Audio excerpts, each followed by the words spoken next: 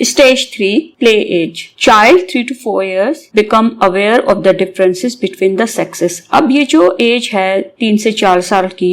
इस दौरान बच्चा जो है वो अपने जेंडर से रिलेटेड अवेयर होना शुरू होता है। उसको ये समझ आने लगती है कि मैं लड़का हूँ, मैं लड़की हूँ। ठीक है, इसमें बहुत सारी चीजें अभी उसके अपनी जेंडर से रिलेटेड अवेयर नहीं होती हैं, उसे कंप्लीट सेंस नहीं है, लेकिन फिर भी वो अवेयर होना शुरू हो जाता है। और लड़के जो हैं वो आप देखें लड़कों के स्टाइल में बात करते हैं, लड़कियां लड़कियों के स्टाइल में बात करती हैं। फिर छोटी बच्चियां भी आपने देखी होंगी, बहुत दफा वो काम करती हैं कि जो लड़कियां कर रही होती हैं। मदर के साथ थोड़े बर्तन धोने में बहुत खुश होती हैं या कुछ इस तरह के काम कर रही होती हैं। तो आहिस्ता आहिस्ता उनको अपने जेंडर से रिलेटेड जो है, सेक्सेस से रिलेटेड उन्हें पता चलना शुरू होता है और वो जानना शुरू करते हैं बच्चे अपने आप को। One of the poles at this stage is initiative acting on one desires, urges and potentials. अब यहाँ पर भी जो हमने प्रीवियस स्टेजेस पढ़ी उसी अंदाज में यहाँ भी दो पोल नजर आते हैं डेवलपमेंट के। एक पॉजिटिव पोल होता है, एक नेगेटिव पोल होता है। अब यहाँ पे जो एक पोल है जो पॉजिटिव डेवलपमेंट की तरफ जा रहा है वो है इनिशिएट, कि इंसान जो है वो अपनी उसकी जो डिजायर्स होती हैं, जो वो करना चाहता है, जो उसको अपने अंदर एबिलिटीज नजर आती हैं with the passage of time, वो उनको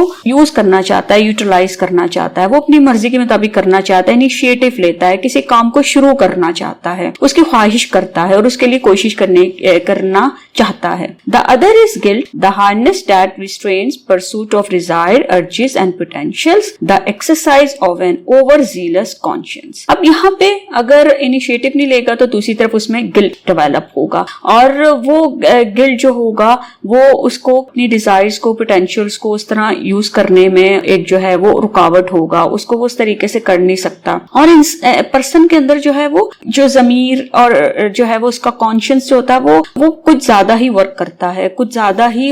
जो है वो उसको हैंडल कर रहा होता है। इसीलिए एक पर्सन जो है वो गिल्ट फीलिंग से जो है वो बिल्कुल उसके अंदर दब के रह जाता है और वो इनिशिएटिव नहीं लेता। अब यहाँ पर जब गिल्ट और इनिशिएटिव की बात करते हैं तो एक बच्चा है वो खेलना चाहता है, वो अपनी मर्जी से कुछ करना चाहता है, वो बहुत सारे ऑब्जेक्ट्स को यूटिलाइज करता है, वो बहुत सारी चीजों को जो है वो हाथ में लेने की कोशिश करता है, वो अपने एनवायरनमेंट को एक्सप्लोर करता है। अब जब वो बच्चा उसको इनिशिएटिव लेता है तो वहां पर हमारा एक देखें कि जो केयर गिवर होता है और या पेरेंट्स हैं या टीचर्स भी हैं या जो उससे एसोसिएटेड लोग हैं, उनका एटीट्यूड किस तरह का होता है, उस बच्चे को उस काम से रोकते हैं, उसको करने नहीं देते हैं, या अगर वो कर भी लेता है तो उसको बड़े हार्शली उसको डील करते हैं, क्रिटिसाइज करते हैं, या उस बच्चे ने कोई चीज गिरा दी। सपोज अगर एक बच्चे के हाथ में कोई पानी का गिलास है, वो गिर गया, पानी गिर गया, बेड के ऊपर गिर गया, तो वहां पर वो उसको बुरे तरीके से झाड़ा जाता है, उसको क्रिटिसाइज किया जाता है। अब उससे क्या होता है कि उस बच्चे के अंदर होता है कि पता नहीं मैंने कितना बड़ा जो है वो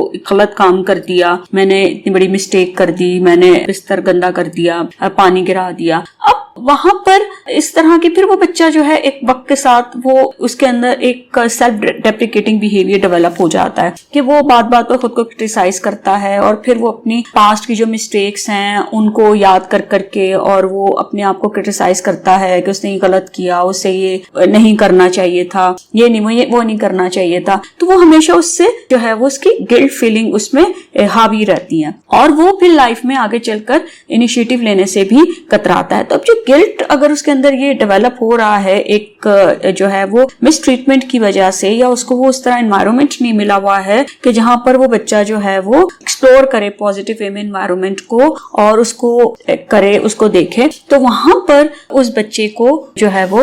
उसमें वो एक इनिशिएट करने वाली जो एक सलाहियत होती है वो डेवलप नहीं होती। यहाँ पर फिर एक क्राइसिस डेवलप होता है, इनिशिएटिव वर्सेस गिल्ट। ये एक ऐसा क्राइसिस है, अगर ये रिजॉल्व नहीं होता तो लाइफ टाइम एक पर्सन जो है वो कहीं भी जाएगा, जब कभी वो कोई मिस्टेक करेगा तो उसे वो अपने आप को क्रिटिसाइज करेगा और वो अपनी पास्ट को बार बार रिकॉल करके गिल्टी फील करेगा और वो अपनी मिस्टेक्स को ज्यादा वो हाईलाइट करेगा और अपनी बहुत सी सलाहियतों को अंडर एस्टिमेट करेगा और उसका जो कॉन्शियस है वो बहुत ज्यादा वर्क करेगा और वो बात बात पर अपने आप को एक वो जो सेल्फ ब्लेमिंग वाली एक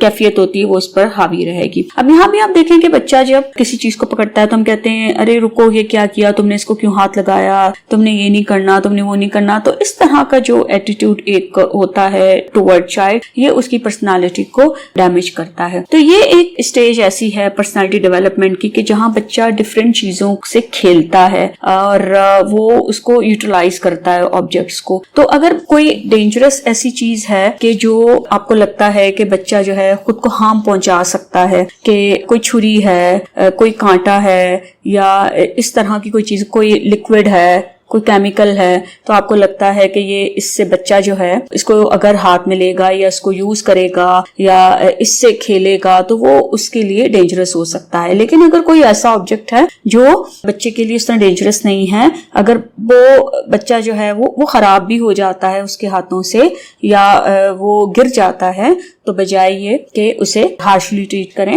उसे ये समझाने की कोशिश करनी चाहिए कि ठीक है, हो जाता है, ताकि बच्चा जो है वो आगे की तरफ जाए। Children begins to display realistic, practical purpose, the courage to envisage and pursue valued and tangible goal guided by conscious but not paralyzed by guilt and by fear of punishment। अब यहाँ पर बच्चा जो है वो शुरू करता है कि कोई भी चीज अगर वो कर रहा है तो वो जो है वो उसका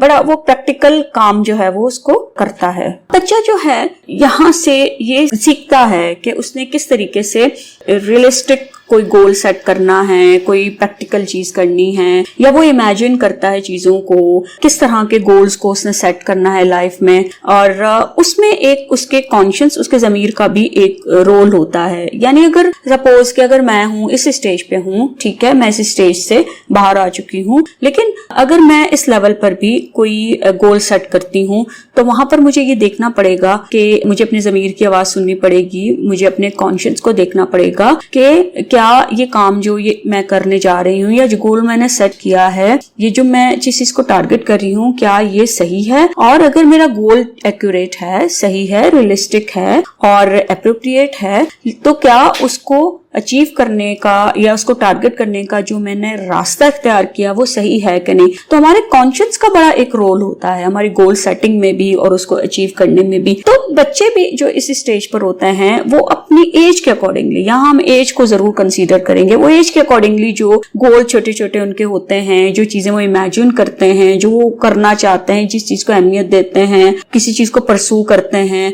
तो वो भी रियलिस्टिक होने चाहिए, प्रैक्टिकल होने चाहिए, एक प्रैक्टिकल पर्पस उसका होना चाहिए और उसमें भी वो अपने कॉन्शियस की आवाज को जरूर सुनता है। लेकिन ये नहीं होना चाहिए कि वो किसी फेयर ऑफ पनिशमेंट को लेकर बैठा रहे और बिल्कुल जो है वो गिल्ट फीलिंग के अंदर दब के रह जाए और वो उसके ऊपर इतनी हामी हो कि वो हर वक्त बात बात पर जो है वो खुद को क्रिटिसाइज करता हो, बात बात पर खुद को ब्लेम करता हो, और अगर उससे कोई खराबी हो जाती है, कोई गलती हो जाती है, तो वो उसी को दिल का रोग बनाकर बैठा रहे। ऐसा नहीं होता। मतलब कॉन्शियस आपका इस तरह होना चाहिए कि वो आपको गाइड करे, आपको हेल्प करे, आपको सही और गलत का जो है वो डिफरेंस बताए, राइट और रॉन्ग का डिफरेंस बताए। लेकिन इस तरह नहीं वर्क करना चाहिए, उसको इस तरह नहीं कॉन्शियस को लेके चलना चाहिए कि वो बिल्कुल आप जो है वो अपने ऊपर जो है वो परेशानी को और पछतावे को जो है वो हावी कर लें और कुछ करने के काबिल ना रहे। तो बच्चों को इस स्टेज पर इस तरह जो है वो उन्हें अटेंड करना होता है, उन्हें डील करना होता है कि बच्चों का जो कॉन्शियस है वो अप्रोप्रिएटली डेवलप हो, जो उनको लाइफ में गोल सेटिंग में और उनको जो है वो जिंदगी गुजारने के तरीके में जो है वो हेल्प करे, उनको गाइड करे प्रॉपर वे में। और फिर इसमें एक फेयर ऑफ पनिशमेंट भी होता है, सजा का खौफ होता है। ठीक है, एक fear of punishment to some extent it is essential for healthy development. कि अगर फेयर ऑफ पनिशमेंट बाज़-औक़ात हमारे अंदर होता है तो हम बहुत सारी गलत चीजों से दूर रहते हैं, अपने आप को जो है वो बचा के रखते हैं, बचाने की कोशिश भी करते हैं। लेकिन ये फेयर ऑफ पनिशमेंट भी एक हद तक होता है कि मतलब इतना नहीं होना चाहिए कि आप बात बात पे जो है वो उस पनिशमेंट को सोच सोच के आप जो है कोई भी प्रोडक्टिव काम करने के काबिल ना रहे। तो बच्चे के अंदर फेयर ऑफ पनिशमेंट को जरूर डेवलप करना चाहिए, उन्हें बताना चाहिए, ताकि उन बच्चों को ये एहसास रहे कि हाँ ये चीज गलत है और इस पर जो है वो ये इस तरह का एटीट्यूड जो है वो पनिश किया जा सकता है, उस पर हमें टोका जा सकता है। लेकिन उस चीज को एक्सट्रीम पे नहीं होना चाहिए। यानी ये एक बड़ी एक स्मूथ डेवलपमेंट का हिस्सा जरूर है, लेकिन ये ऐसा नहीं होना चाहिए, इसका लेवल इतना नहीं होना चाहिए कि ये पर्सन की उसकी जो पर्सनालिटी उसको डैमेज करके रखते हैं। कुछ पेरेंट्स ऐसे होते हैं कि जो बच्चों को पनिश तो करते हैं लेकिन उसके लेवल को नहीं देखते। तो हम जब बच्चों को पनिश भी कर रहे होते हैं तो हमने उनकी एज को भी देखना होता है और उन्होंने जो मिस्टेक की है हमने उसे भी देखना होता है। कुछ मिस्टेक्स या कुछ गलतियां बच्चे ऐसी करते हैं कि जहां पर हम थोड़ी सी डांट डपट कर देते हैं तो ठीक है, लेकिन कुछ बहुत जो है वो होती हैं, खराबियां होती हैं, लेकिन वहां भी आपको इनिशियली आप बच्चों को आप बिठाकर समझाना होता है, उसे गाइड करना होता है। लेकिन हमारे यहाँ आप देखें कि पेरेंट्स क्या करते हैं, बच्चों को बहुत बुरे तरीके से मारते हैं और उन्हें बहुत पीट, यहाँ तक कि मैंने ऐसी मदर्स भी देखी हैं कि जो बच्चों को बहुत बुरे तरीके से मारती हैं, उन्हें वॉशरूम जाने के लिए क्यों नहीं कहा। तो उस पर मुझे बाजों का देखकर भी बड़ी हैरत होती है कि वो किस तरीके से बच्चों को डील करती हैं। उनके ख्याल में बच्चा जो है अब इतना उसमें सेंस है कि उसे हमें बताना चाहिए। हालांकि 3 से 4 साल ये एज कोई इस तरह की एज तो नहीं है कि जहां पर बच्चा जो है वो उसके अंदर कंप्लीट सेंस डेवलप हो। ठीक है, बच्चे में जो है वो कुछ चीजों को वो वक्त के साथ सीखता है, कुछ बच्चे जल्दी सीखते हैं, कुछ बच्चे थोड़ा देर से सीखते हैं। तो बच्चों को अगर वो गलत भी कर रहे हैं तो उनको समझाने का तरीका जो है वो थोड़ा पॉजिटिव होना चाहिए। और जो पनिशमेंट है वो बहुत बाद में आती है। कुछ पनिशमेंट की नेचर को भी आपको देखना होता है, पनिशमेंट की टाइप को भी देखना होता है। अब अगर आप उस पनिशमेंट को इतना ज्यादा इम्प्लीमेंट अगर करेंगे तो बच्चे के अंदर वो फेयर जो है वो एक्सट्रीम फेयर होगा और ये फेयर जो है उसके अंदर गिल्ट को प्रोड्यूस करेगा और गिल्ट की वजह से बच्चा जो है वो कुछ करने के काबिल नहीं होगा। Now stage 4, school age. According to Erikson, at each stage, ages 6 through 12, the child becomes a somewhat different person. At the school age, the 4th stage, children evolve into intellectually curious people. They want to know, to learn. अब इस stage में बच्चा जो है 6 से 12 साल की उम्र तक के दौरान बहुत क्यूरियस होता है अपने एनवायरनमेंट से रिलेटेड, क्योंकि ये स्कूल एज कंसीडर की जाती है और ये इस एज पर एक डिफरेंट इंसान के तौर पर सामने आता है। ये बहुत कुछ जानना चाहता है, सीखना चाहता है और आप देखें कि स्कूल में बच्चे जो हैं वो बहुत सारी चीजों को लर्न करते हैं, बहुत डिफरेंट एक्टिविटीज में होते हैं, एकेडमिक एक्टिविटीज में भी होते हैं, नॉन एकेडमिक एक्टिविटीज में भी पार्टिसिपेट करते हैं। अगर आप उन बच्चों को भी कंसीडर करें जो स्कूल नहीं जाते हैं, जिनको एजुकेशन हासिल करने का मौका नहीं मिलता, जो गरीब घरों के बच्चे हैं, जो सड़कों पर वक्त गुजारते हैं, वो भी अपने एनवायरनमेंट से रिलेटेड क्यूरियस होते हैं। ऐसे बच्चे जो स्कूल तो चले जाते हैं लेकिन वो बहुत ज्यादा एकेडमिक्स में अच्छे नहीं होते हैं या उनकी फैमिली की तरफ से भी बच्चों पर इतनी तवज्जो नहीं होती, इतनी अटेंशन नहीं होती कि वो बच्चों की एजुकेशन पर फोकस करें या उन्हें बहुत ज्यादा मोटिवेट करें या उन्हें बाउंड करें कि वो अपनी एकेडमिक्स में जो है अच्छा परफॉर्म करें। और वो बच्चे स्कूल जाते हैं लेकिन ज्यादातर वक्त में फिर वो खेलते रहते हैं और दूसरी एक्टिविटीज में होते हैं। ऐसे बच्चों को भी अगर आप ऑब्जर्व करें तो उन्हें भी आप देखेंगे कि वो बहुत अपने एनवायरनमेंट से रिलेटेड क्यूरियस होते हैं। अगर वो टीवी भी देख रहे हैं तो टीवी पर भी जो कुछ उन्हें मिल रहा है उन स्टेटमेंट्स को रिपीट भी करते हैं। मॉकिंग भी आपको, एक इमिटेटिंग बिहेवियर भी उनके अंदर आपको नजर आएगा। और वो बहुत सारी, अगर डेली लाइफ में अगर आप कन्वर्सेशन भी कर रहे हो, बैठे भी हो, तो वो बच्चे कोई बात सुनते हैं तो फौरन उसका आंसर देते हैं और बड़े जो है वो देख के हैरान हो जाते हैं कि बच्चा जो है वो किस तरह, कितने इसने इंटेलिजेंटली इस बात का जवाब दिया। तो आप बच्चों को देखें, उनकी डिफरेंट एक्टिविटीज पर अगर आप फोकस करें कि अगर वो खेल भी रहे हैं, बातें भी कर रहे हैं, टीवी भी देख रहे हैं, कार्टून भी देख रहे हैं, तो वो बहुत सारी चीजों को जानने की कोशिश करते हैं और कॉपी करते हैं दूसरों के बिहेवियर को। टीवी पे देखते हैं उसको कॉपी करते हैं, कार्टून को कुछ करते देखते हैं, उनकी मोटर एक्टिविटीज को कॉपी करते हैं। तो बच्चा इस स्टेज पर बहुत कुछ करना चाहता है और करने की कोशिश करता है। लेकिन अब यहाँ पर ही जो हमने पहले स्टेजेस में पढ़ा, यहाँ पर भी आपके पास दो आपको पोलैरिटीज नजर आएंगी। One of the pole of school age is industry. Children's absorption in the tool world of their culture. अब टूल वर्ल्ड क्या होगी कि बच्चा जो है एक कैसे कल्चर में, कैसी दुनिया में है जहां पर उसके सामने बहुत कुछ है कि आप समझें कि वो उसको करने के लिए उसके पास बहुत कुछ है, बहुत काम है। The work day world, thereby they preparing them for a hierarchy of learning experiences which they will undergo with the help of cooperative peers and instructive adults. क्या होगा कि अब उनके सामने बहुत सारी ऐसी चीजें हैं, एक दुनिया है उनके सामने पूरी। किसी भी इंसान की दुनिया, पूरी दुनिया को आप कंसीडर नहीं करते हैं, है तो ठीक है, हम इस दुनिया में रहते हैं तो वैसे पूरी दुनिया हमारी होती है, लेकिन जब आपने किसी पर्सन को अंडरस्टैंड करना होता है तो उसकी दुनिया, उसकी वर्ल्ड को देखना होता है। जैसे मेरी वर्ल्ड क्या है, मेरी वर्ल्ड मेरी फैमिली है, मेरा मोहल्ला है, फिर मेरी यूनिवर्सिटी है, मेरे स्टूडेंट्स हैं, फिर ये शहर है, फिर जैसे जैसे जैसे एक्सटेंड होता चला जाता है तो वर्ल्ड में चीजें आती जाती हैं। लेकिन एक पर्सन जो है वो जिस जगह रहता है, जिस जगह वो काम करता है, बेसिकली वही मोस्ट इम्पॉर्टेंट उसकी एक दुनिया होती है, क्योंकि उसका इंटरेक्शन उसी के साथ होता है। तो जब भी आप किसी पर्सन को अंडरस्टैंड करें कि उसकी दुनिया को, तो आपको ये देखना पड़ेगा कि वो कहाँ रहता है, किसके साथ रहता है, उसकी सराउंडिंग में कितने लोग हैं और उसकी सराउंडिंग में किस तरह का कल्चर है, तो आपको उस पर्सन की ज्यादा अच्छी समझ में आएगी। अब इसमें ये होता है कि पर्सन जो है उसके पास एक हायरार्की होती है सीखने के लिए, एक्सपीरियंसेस की। अब उसके लिए, उसको सीखने के लिए, चीजों को सीखने के लिए, दुनिया को एक्सपीरियंस करने के लिए उसे हेल्प चाहिए होती है, जो ऐसे एडल्ट्स की कि जो उसको इंस्ट्रक्ट करें, उसको गाइड करें, और ऐसे साथियों की कि जो उसके साथ कोऑपरेटिव हो। अगर एक बच्चा जो है उसको गाइड करने के लिए प्रॉपर्ली कोई नहीं है, इंस्ट्रक्ट करने के लिए कोई नहीं है, कि बच्चे को ये बताने के लिए कोई नहीं है कि बेटा इसको ऐसे करना है, बेटा आपने इसको अब इस तरह करना है, या उसके साथ उस काम में कोई कोऑपरेट करने वाला भी नहीं है, उसकी हेल्प करने वाला भी नहीं है, तो फिर उस बच्चे के लिए डिफिकल्टी होगी डिफरेंट टास्क को अंडरस्टैंड करना, और जो एक्सपीरियंसेस उसको डेली लाइफ में हो रहे हैं उसको जो है उसकी नेचर को अंडरस्टैंड करना और उस सिचुएशन को हैंडल करना। इसीलिए फिर इसका दूसरा जो इसका अपोजिट पोल होगा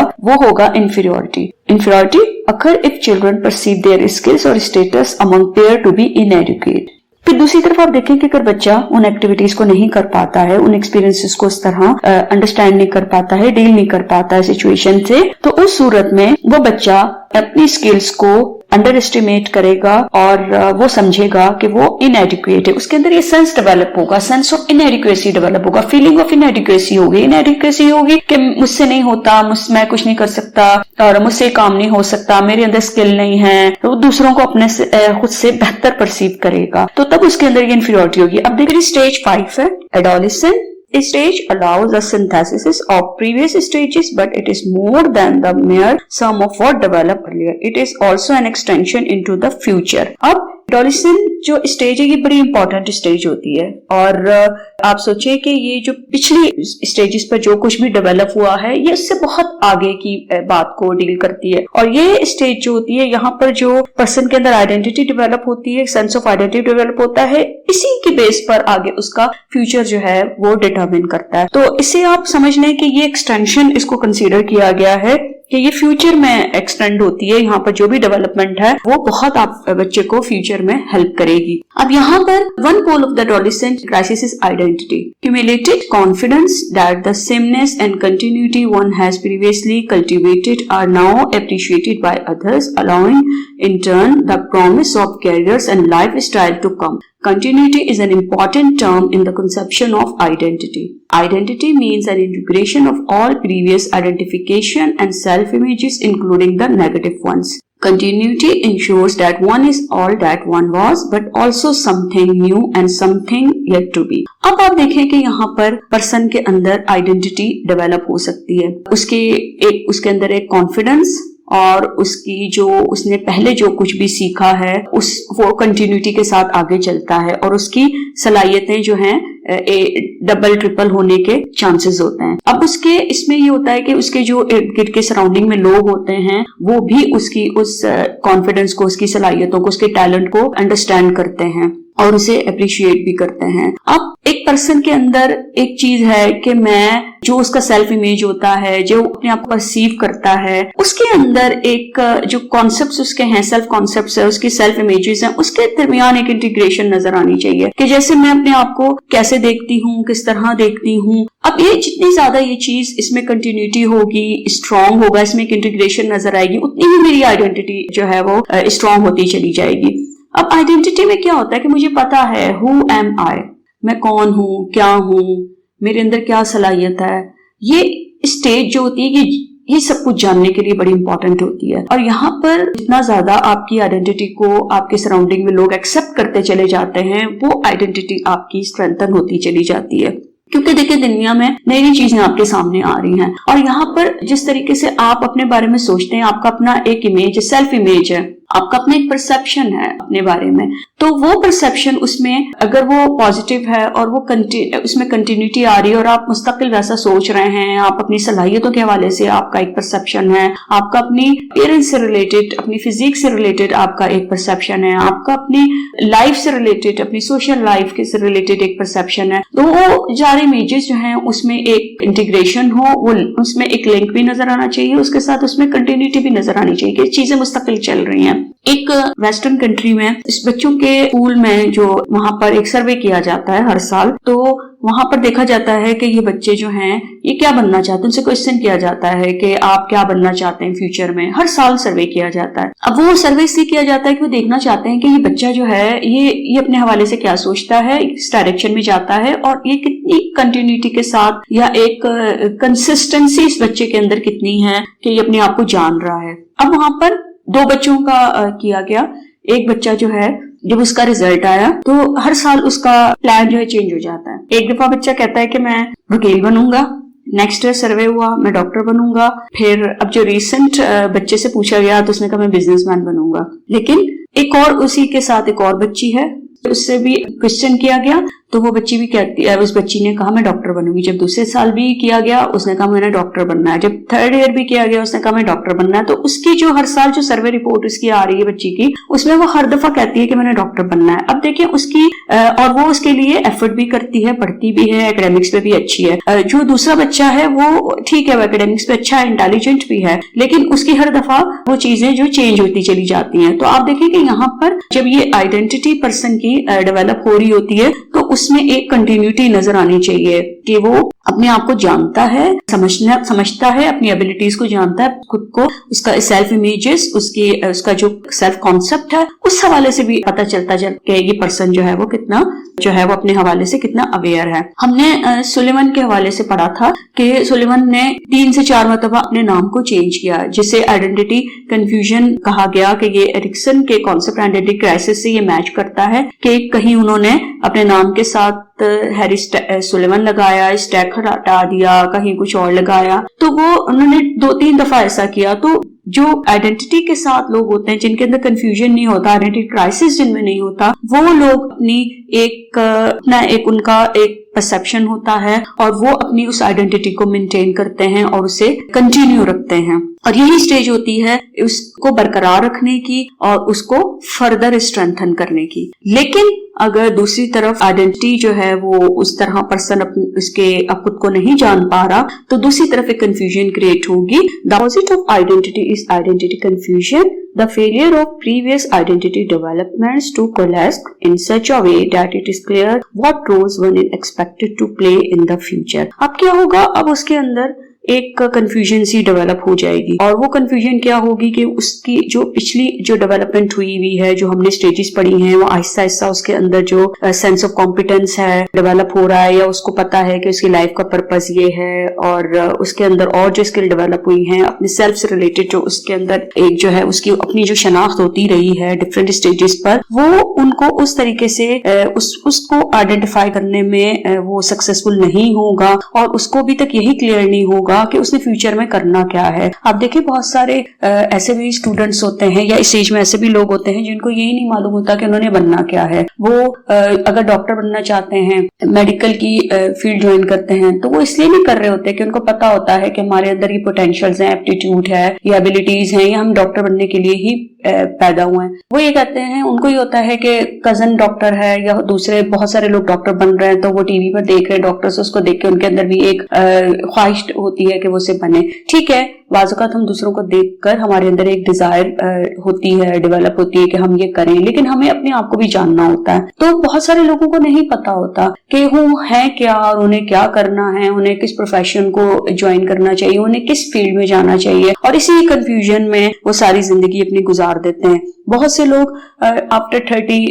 ईयर्स के बाद जो है या 40 प्लस की एज में जाकर उन्हें होता है कि नहीं हमें ये करना चाहिए था, हमें ये बनना चाहिए था, मैंने ये किया। तो वो क्यों होता है? ये सारी फीलिंग्स इसीलिए होती हैं कि इंसान जो है उसकी जो आइडेंटिटी कंफ्यूजन जो एडोलेसेंट एज में है वो होती है, और इस वजह से उसे क्लियर ही नहीं होता कि उसने करना क्या है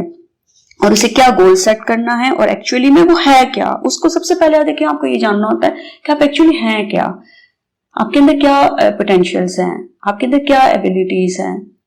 आप अपने आप को जानते हैं, एक्सप्लोर करते हैं, लेकिन जब आप वहीं फेल हो जाते हैं, वो कंफ्यूजन सी क्रिएट हुई है, तो फिर आप आगे चलकर लाइफ में कहीं भी जाएं, जो भी कर लें, आप उस तरह सक्सेसफुल नहीं हो सकते। और यही रीजन है कि हमारे यहाँ बहुत सारे लोग जो हैं वो अगर किसी फैशन को वो ज्वाइन कर भी लेते हैं तो वो अपने उस फील्ड में क्रिएटिव नहीं होते। हम बहुत दफा कहते हैं ना कि देखें यूरोप में, अमेरिका में, वहां पे लोग कितनी बुक्स लिखते हैं, कितने क्रिएटिव काम करते हैं, हर फील्ड में एक्सपर्ट्स हैं। वो इसीलिए एक्सपर्ट्स हैं क्योंकि उनके अंदर ये आइडेंटिटी कंफ्यूजन नहीं होता और वो अपने आप को जिस फील्ड में भी वो जाते हैं, अगर वो डॉक्टर बनते हैं तो वहां बहुत अच्छा काम करते हैं, इंजीनियर बनते हैं तो वहां बहुत एक यूनिक काम, इनोवेटिव चीजें लेकर आते हैं। इसी तरह अगर वो राइटर बनते हैं तो अब जो बंदा अपने आप को जानकर और वो उसको ऑप्ट करता है तो वो अपनी फील्ड में बहुत प्रोडक्टिव होता है और उसके पास इनोवेटिव आइडियाज भी होते हैं और वो उसमें अपने आप को प्रूव करता है। और ये उसी वक्त होता है कि जब एक पर्सन जो है वो अपने हवाले से वो क्लियर हो, उसको पता हो कि मेरी स्ट्रेंथ ये है और मैं क्या हूं। अब यहाँ पर जो क्राइसिस होगा वो आइडेंटिटी वर्सेस आइडेंटिटी कंफ्यूजन होगा। तो ये क्राइसिस क्रिएट हो सकता है लेकिन इसको रिजॉल्व भी किया जा सकता है और रिजॉल्व जो है वो उसी सूरत में होगा जब पर्सन कॉन्फिडेंट होगा और उसके अंदर एक कंटिन्यूटी, उसकी इमेजेस, सेल्फ परसेप्शन में कंटिन्यूटी नजर आएगी और जो दूसरे भी उसको अप्रिशिएट करेंगे। लेकिन अगर वो दूसरी तरफ अगर वो उसको प्रॉपर तरीके से नहीं देख पाता, उसमें उसको रिजॉल्व नहीं कर पाता, तो फिर वो उसके अंदर कंफ्यूजन होगी और जब कंफ्यूजन होगी तो पुअर रेजोल्यूशन होगी कि वो प्रॉपर्ली उस जो क्राइसिस हो रहा है, क्रिएट होने जा रहा है, उसको वो रिजॉल्व नहीं कर पाता। आप देखिए डिफरेंट स्टेजेस आपके जहन में बेशुमार सवाल आते हैं अपने आप के। आप अपने सेल्फ टॉकिंग बिहेवियर भी होता है ना, हम अपने बारे में खुद से अपने बारे में बात कर रहे होते हैं, हम अपने बारे में खुद ही स्टेटमेंट दे रहे होते हैं, अपने आप को जज कर रहे होते हैं। तो वहां पर जो थॉट्स हमारे जहन में आती हैं या जो ख्यालात हमें आते हैं, हमने उनसे भी कॉम्बैट करना होता है, उनसे भी लड़ना होता है, उनसे कोप अप करना होता है। तो जो सक्सेसफुली इस चीज को कर लेते हैं वो रिजॉल्व कर लेते हैं क्राइसिस को, कॉन्फ्लिक्ट को। जो नहीं कर पाते हैं उनके अंदर एक कंफ्यूजन वाली कैफियत रहती है। लेकिन अगर ये रिजॉल्व प्रॉपर्ली हो जाता है और पर्सन उसको करता है तो इस स्टेज पर एक स्ट्रेंथ होती है जो आपको आगे बढ़ने में बहुत हेल्प करती है। The strength that comes from the adolescent period is fidelity, the opportunity to fulfill personal potentiality in a context which permits the young person to be true to himself and true to significant others। अब यहाँ पर एक strength जो Fidelity होती है, loyalty होती है, ये पर्सन को अपनी अपॉर्चुनिटीज प्रोवाइड करती है और पर्सन जो है अपनी सारी पोटेंशियल्स को यूटिलाइज करता है, उसको फुलफिल करने की कोशिश करता है और जिससे होता है कि जो लगता है कि पर्सन के जो एक रियलिटी है वो एक पर्सन उसको मेंटेन करता है, जो उसके लिए भी और जो दूसरों के लिए भी होती है, और उन चीजों के साथ वो लॉयल रहता है और उन पोटेंशियल को रेस करता है कि जो वाकई एक जो है वो पर्सन के लिए अप्रोप्रिएट है। जो अप्रोप्रिएट चीजें होती हैं, जो एक्यूरेट चीजें होती हैं और जो रियलिटी है वही हो रही होती है और वो उसी को लेकर आगे चलता है। फिर इसमें पर्सन जो है वो कुछ आइडियोलॉजिकल व्यूज होते हैं, उनसे भी डिवोटेड होता है। लेकिन यहाँ पर ये नहीं होता कि आपको ये एक आइडियोलॉजी है तो उसी से आप डिवोटेड हैं, बल्कि वो ये देखना होता है कि जो इंडिविजुअल के लिए बेहतर है, एक पर्सन के लिए जो बेहतर है, वो उन्हीं के साथ लॉयल रहने की कोशिश करता है। जो ट्रू है चीज़ें हैं उनको वो देख रहा होता है कि आप कुछ इस तरह करें कि आप अपने साथ भी फेथफुल रहें और आप दूसरों के साथ भी फेथफुल रहें। अब फिडेलिटी में ये भी है कि आप जो है पर्सन है वो कुछ आइडियोलॉजिकल व्यूज होते हैं, वो उन व्यूज को कंसीडर करता है, देखता है, उनके साथ डिवोटेड रहता है। लेकिन इसका मतलब ये नहीं कि कोई पर्टिकुलर आइडियोलॉजी उसी को लेकर वो चल रहा है, लेकिन उसे ये भी देखना होता है कि जो भी उसके पॉइंट ऑफ व्यू है, जो भी व्यूज हैं, अगर वो उनके साथ अटैच भी है तो वो उसके लिए अप्रोप्रिएट होने चाहिए, क्योंकि उसने लाइफ में अपने लिए अपने साथ भी लॉयल रहना होता है और उसने दूसरों के साथ भी लॉयल रहना होता है, तो उसने एक बैलेंस के साथ चलना होता है। तो उसे ये स्ट्रेंथ फिडेलिटी की बहुत हेल्प आउट करती है लाइफ सिचुएशन को हैंडल करने में।